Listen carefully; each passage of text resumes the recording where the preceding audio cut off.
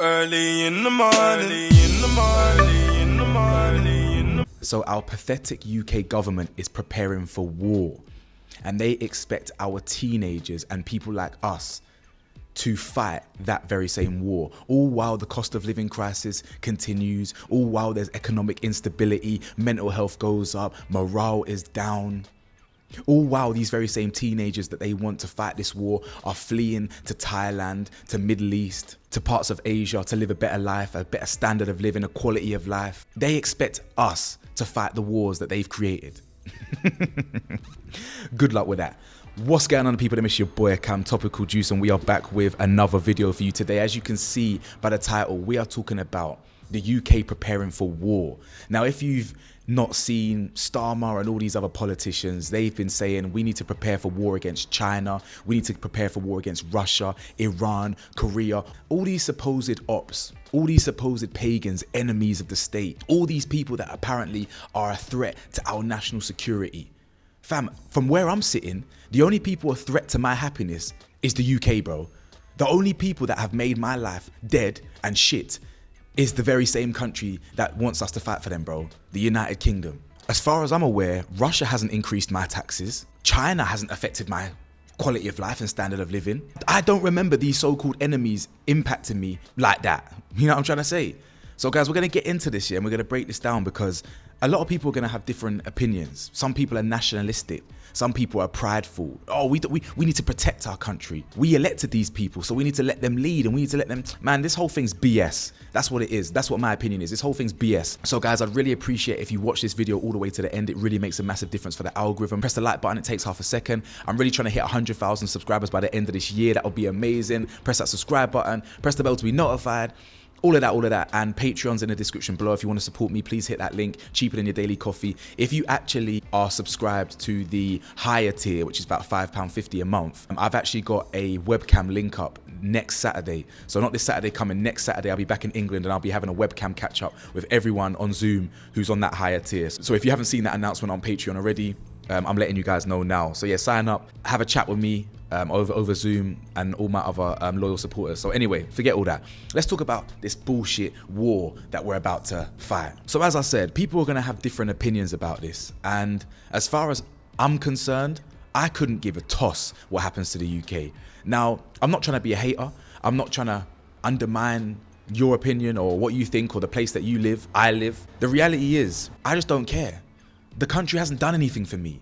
And I don't want to see people in the comment section, well, you may not like the country, but you know, we've got a higher education system and we've got free healthcare. Bro, we're going to talk about all this, but the NHS is absolutely fried. It's useless. Now, I'm not talking about the people that work for the NHS. They're heroes. They deserved much more than a clap and a round of applause during COVID. When I mean it's finished, I mean it's completely understaffed, overstretched. If my head was hanging off its shoulders, I'd still not get an appointment for 2 months. What's the point? The reality is this country has been going downhill for years. Not a lot of countries are experiencing a downfall as dramatic as the United Kingdom.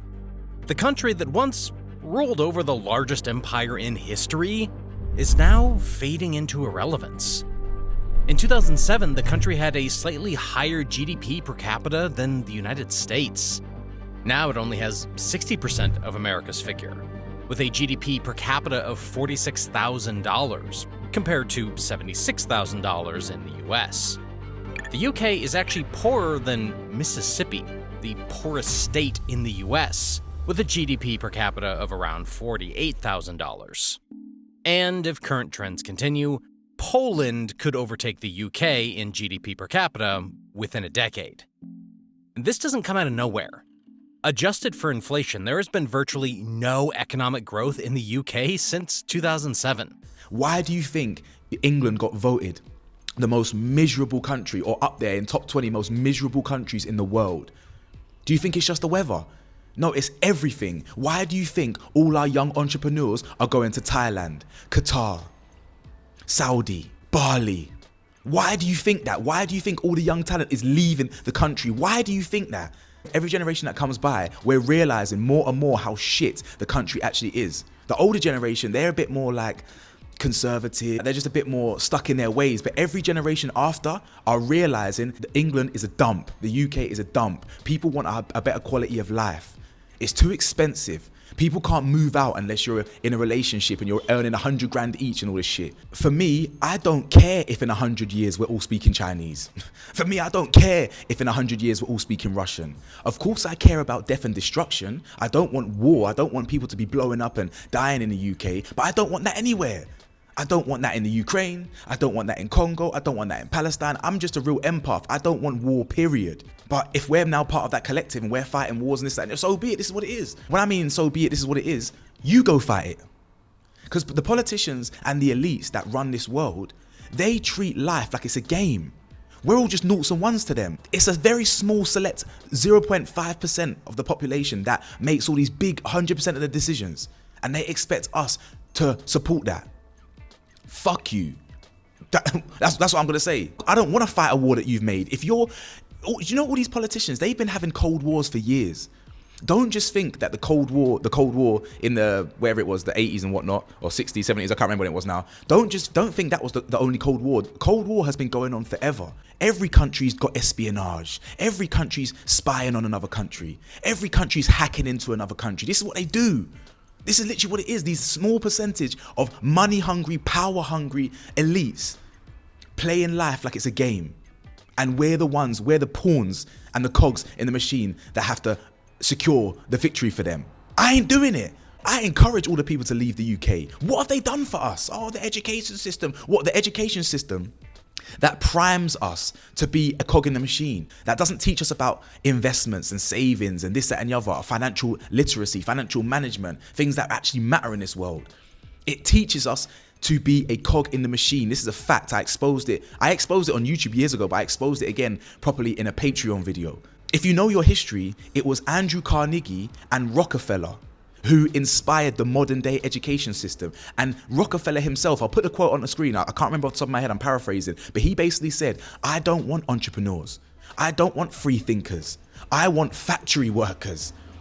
That's why the education system went global, because that's what it's designed to do. It's designed to keep us docile, not entrepreneurs, not creative thinkers. Do you understand? So the education system's flawed. Everyone and their flipping dog has a degree now. You need a flipping PhD just to separate yourself. As I said, all these countries have been building nukes behind the scenes, spying on other nations to be the biggest and best, while we, us normal people, us little people, struggle to pay bills, struggle to pay taxes, the very same taxes that they're using to build these arms, to build this chest, the war chest and the weapons. F the UK. I'm sorry, what can I say? And if you feel, oh, go back to your own country, go leave the country then. What do you think I've been doing? What do you think I've been planning to do? Is leave the country. Why do you think I'm always out the UK? What, because I love it? Do you think that's going to offend me? Oh, if you don't like the UK so much, fuck off. What do you think I'm trying to do, you dunce? Honestly, I've been getting that one for years. Oh, you don't go back to your own country then. Go back to your own fam. If I could go back to Guyana, if I could go to Jamaica, if I could go to somewhere in the Caribbean or go to Southeast Asia like I plan to, I will be the happiest motherfucker in the world. What are you talking about? If you want to get bombed and nuked by Russia in the UK, enjoy innit? As you can see on your screen, the government will invest billions of us taxpayer money to move the UK to war fighting readiness in the face of a new era of threats from nuclear powers like Russia and China. The government has accepted all 62 recommendations set out in a long-awaited strategic defense review, including building 12 new nuclear-powered submarines, 6 new munitions factories, and embracing technologies like artificial intelligence. Britain's army needs to become 10 times more lethal to face a new era of threats, John Healey told MPs on Monday. The SDR carried out by former Labour Defence Secretary Lord Robertson said the UK's armed forces are not currently equipped to fight opponents like Russia or China, with inadequate stockpiles of weapons, poor recruitment and crumbling morale. Now let's stop there. Let's talk about that crumbling morale for a second. Why do you think morale is crumbling? Is it because the cost of living crisis? Things like food, rent is gone up, bills? Is it political distrust? Yeah? What have you done for us? Guys, the reality is it doesn't matter who you vote for. Right, left, middle, diagonal, bottom right, bottom left. Fam, it's all the same. They're all literally part of the same elite group that run the country anyway. It doesn't matter who you vote for. Now, if both sides, if the left, the right, the middle, whatever, if they constantly proved that we were at the forefront of their decisions, you know what, salaries have gone up this much, bills are going down this much, we're going to cut taxes, we're going to create a center for financial literacy. We're going to create a center for this. If they did that over the years and years and years, and they've proven that they are loyal, that they are reliable, I would sign up to fight for the country, bro. Listen to what I'm saying. If they prove that over and over again, that they actually care about us and our well-being, I would fight for the country. I would die for the country. But as far as I'm concerned, the country ain't done shit. Yeah, apart from take. That's why morale is in the gutter. That's why people don't trust the government no more. Do you understand? Maybe morale's low because the inequality is absolutely barbaric, gigantic, dinosauric. That the gap between the elites and the normal people is literally 1 billion miles, bro. There is no middle class these days. Do you think that's accidental? Or do you think that's by design? It's always been designed. It's always been for the elites to consolidate power. Always. If you haven't already woken up, wake up. Open your eyes as to what this world truly is. The report warned the UK is already experiencing daily attacks on its critical national infrastructure, testing the economy's vulnerabilities and challenging its social cohesion. Russia is an immediate and pressing threat as the invasion of Ukraine makes unequivocally clear its willingness to use force to achieve its goals. Meanwhile, China is a sophisticated and persistent challenge, the review warns, and it's likely to continue seeking advantage through espionage and cyber attacks, and is expected to have 1,000 nuclear warheads by 2030. Fam, I've been to China twice. When I was 21 years old, I lived in Shanghai for 2 months, bro. Me at that young, ripe, green age. Experienced a whole different culture that I loved. I ain't gonna lie, yeah, China has it monitors a lot of its, it monitors a lot of its population. It's very secure, a lot of cybersecurity. It's almost like it's like so much breach of privacy. Having TikTok on your phone, you don't understand how much data that takes, but so's Facebook. So does Google. They all take our data. And shit, I don't live in China, so I'm not being watched. In fact, do you know who's watching us? The UK government. London is the most CCTV dense city in the world. So you're talking about, oh yeah, China, they do this, they take our data, they're watching us. And fam, who do you think's watching us the most? If you walk up down any street in London, there is about 50 million CCTV cameras everywhere. So what are we doing here? What are we even arguing here? They're all the same. China, Russia, Korea, England, America. Fam, do you know what America's done? Forget just slavery. Forget the absolute cruel history of. In fact, let's not forget that. That's key. That's context. America, slavery, the not Aborigines. What's that? Native Americans. Do you know how violent America's history is? It is so violent. What's the difference between America, England, all these countries, all these nations, Germany? What are we arguing here? It's literally little men with little peepees who are insecure and they probably got bullied at school and they need to assert themselves, and they treat this world like a game. They treat the countries and politics like a game. We're all just as bad as each other. Other announcements in the review include a new hybrid navy with AUKUS submarines and autonomous vessels that can patrol the North Atlantic, £15 billion to be spent on new nuclear warheads, commitment to £1.5 billion to build 6 new factories to enable an always-on munitions production capacity, building up to 7,000 long-range weapons, including missiles or drones in the UK to be used by British forces, pledged to set up a cyber and electromagnetic command to boost the military's defence and offensive capabilities in cyberspace, extra £1.5 billion to 2029 to fund repairs to military housing, and £1 billion on technology to speed up delivery of targeting information to soldiers. Guys, if we go to war, who are the people that are going to suffer? It's us. It's not the people that caused the war to happen. What do you think is going to happen with them? They're going to be in their beautifully safe bunkers. Yeah, they're going to be protected for years to come. Why do you think billionaires like Bill Gates, like Mark Zuckerberg, why do you think they've built underground bunkers worth billions, bro? Why do you think that? Do you think they just got so much money that they can literally do whatever they want with? You wouldn't be wrong. They got so much money, they're having fun is just going to space. All them things, flying to Mars and all this shit.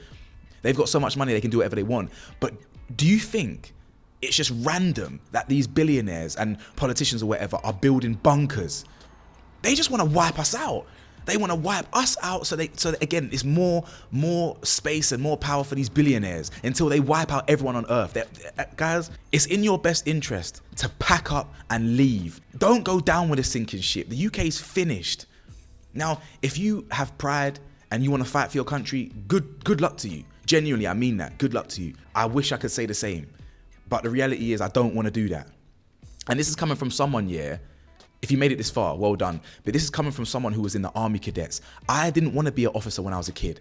I wanted to be in the infantry, bro. Yeah? When I was young and misguided, I wanted to be in the infantry. Back then, they were shooting SA-80s. I used to be able to dismantle and put together an SA-80. And I could shoot that shit as well, you feel me? That's what I was on. I didn't want to be an officer. I didn't want to be hiding. I wanted to be on the front line, riding out. But then I quickly realized into my teenage years, what the hell am I fighting for? This country's racist. They're taking money from us. All these things, like they're bad vibes, the weather's dead. What am I fighting for? So ask yourself that question. What are you fighting for? What do you want to stay for? If you made it this far in the video, I want to see my loyal watchers, my loyal viewers, put 3 bomb emojis. I think there's a bomb emoji. Put 3 bomb emojis for the impending war that's pending. If you made it this far, I respect you, I appreciate you, and I'm grateful because you really helped this video go wider into the algorithm. Honestly, guys, I'm so grateful for your support. Click that like button if you like the video, subscribe if you're new, and I'll see you lot at the next video. Stay safe, stay blessed, stay vigilant. Peace.